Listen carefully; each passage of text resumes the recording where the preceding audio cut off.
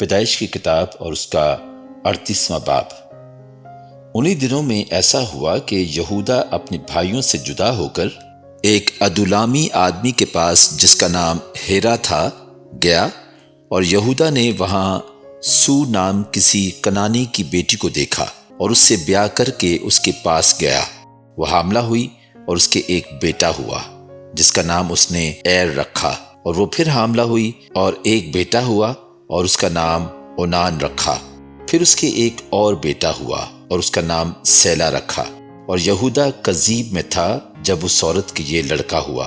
اور یہودا اپنے پلوٹھے بیٹے ایر کے لیے ایک عورت بیاہ لایا جس کا نام تمر تھا، اور یہودا کا پلوٹھا بیٹا ایر خداوند کی نگاہ میں شریر تھا، سو خداوند نے اسے ہلاک کر دیا۔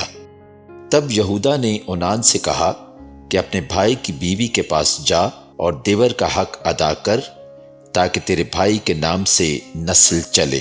اور اونان جانتا تھا کہ یہ نسل میری نہ کہلائے گی، سو یوں ہوا کہ جب وہ اپنے بھائی کی بیوی کے پاس جاتا تو نطفہ کو زمین پر گرا دیتا تھا کہ مبادا اس کے بھائی کے نام سے نسل چلے۔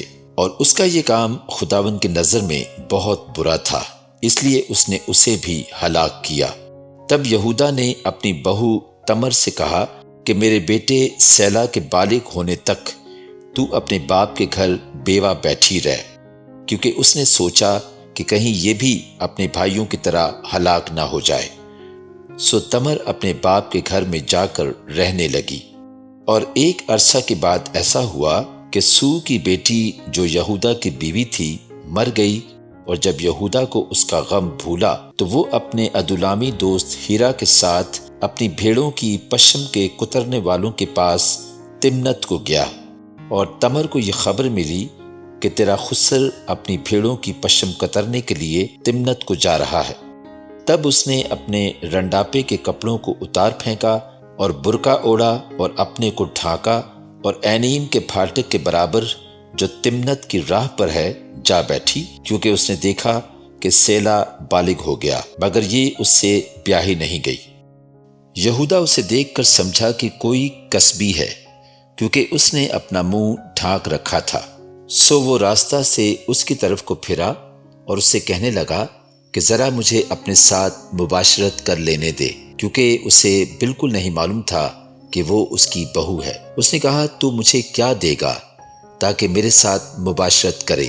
اس نے کہا میں ریوڑ میں سے بکری کا ایک بچہ تجھے بھیج دوں گا۔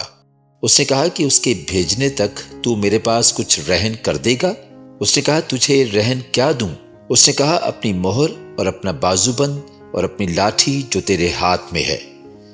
اس نے یہ چیزیں اسے دیں اور اس کے ساتھ مباشرت کی، اور وہ اس سے حاملہ ہو گئی۔ پھر وہ اٹھ کر چلی گئی اور برقع اتار کر رنڈاپے کا جوڑا پہن لیا۔ اور یہودا نے اپنے ادولامی دوست کے ہاتھ بکری کا بچہ بھیجا تاکہ اس عورت کے پاس سے اپنا رہن واپس منگائے، پر وہ عورت اسے نہ ملی۔ تب اس نے اس جگہ کے لوگوں سے پوچھا کہ وہ کسبی جو اینیم میں راستہ کے برابر بیٹھی تھی کہاں ہے؟ انہوں نے کہا یہاں کوئی کسبی نہ تھی۔ تب اس نے یہودا کے پاس لوٹ کر اسے بتایا کہ وہ مجھے نہیں ملی، اور وہاں کے لوگ بھی کہتے تھے کہ وہاں کوئی کسبی نہیں تھی۔ یہودا نے کہا خیر، اس رہن کو وہیں رکھے، ہم تو بدنام نہ ہوں۔ میں نے تو بکری کا بچہ بھیجا پر وہ تجھے نہیں ملی۔ اور قریباً 3 مہینے کے بعد یہودا کو یہ خبر ملی کہ تیری بہو تمر نے زنا کیا اور اسے چھنالے کا حمل بھی ہے۔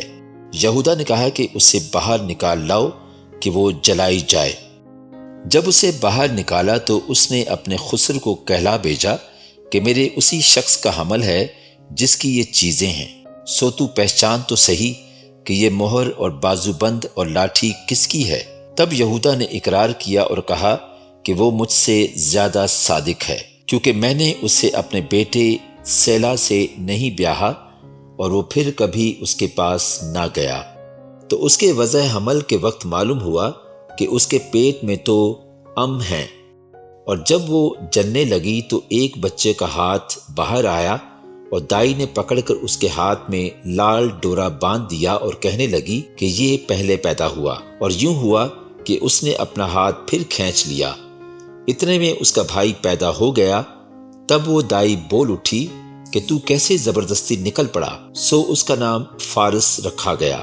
پھر اس کا بھائی جس کے ہاتھ میں لال ڈورا بندھا تھا پیدا ہوا اور اس کا نام زارہ رکھا گیا۔ پاک کلام کے پڑھے اور سنے جانے پر خداوند کی خاص برکت ہو، آمین۔